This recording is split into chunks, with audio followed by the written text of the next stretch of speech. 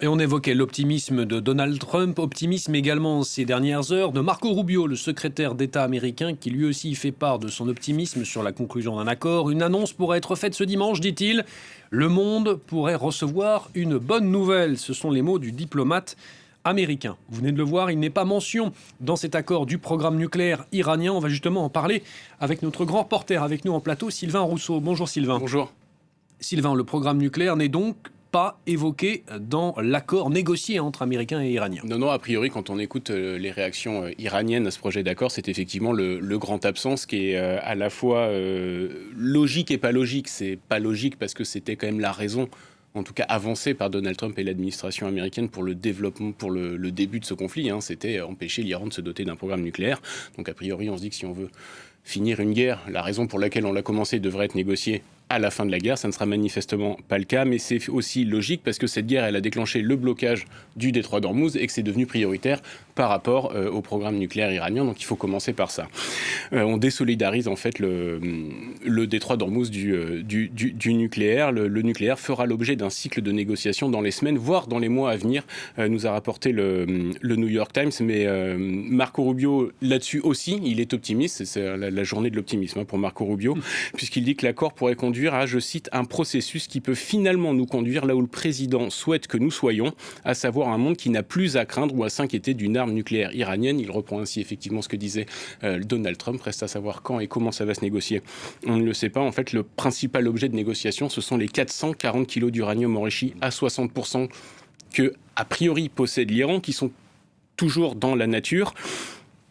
Et au-delà de ça, quelle quantité de centrifugeuses évidemment laissées à l'Iran pour continuer à enrichir cet uranium. On sait que depuis le début de la guerre, Donald Trump demande la restitution de ces 440 kilos d'uranium enrichi, ce que Téhéran refuse évidemment. Rien ne dit à ce stade que cet uranium soit accessible, qu'il n'ait pas été détruit non plus dans les bombardements de juin 2025, quelle que soit la réalité autour de ce stock. C'est de toute façon un levier extrêmement puissant de négociation pour l'Iran qui va jouer cette carte jusqu'au bout.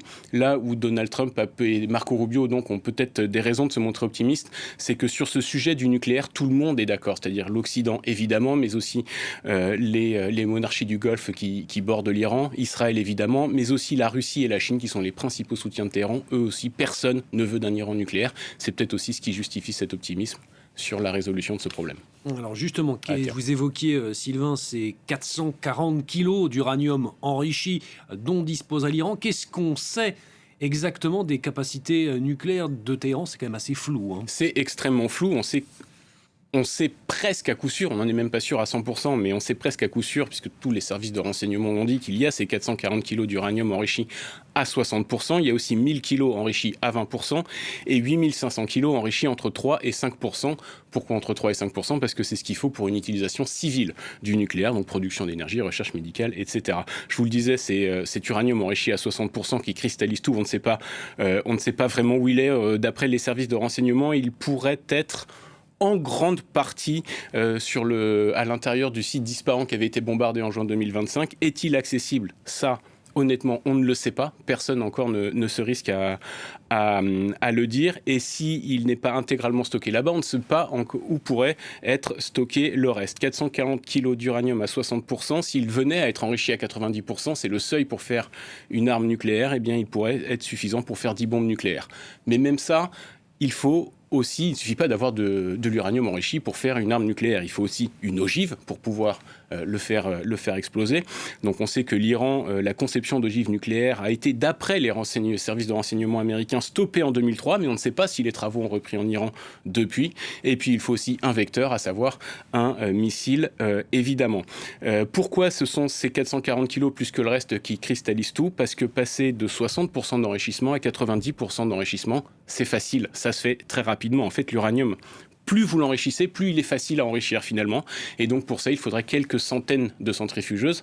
Avant les bombardements de juin 2025, l'Iran en avait une capacité estimée à 13 000, peut-être un petit peu sous-estimée. Ça aussi, ça fera partie des négociations.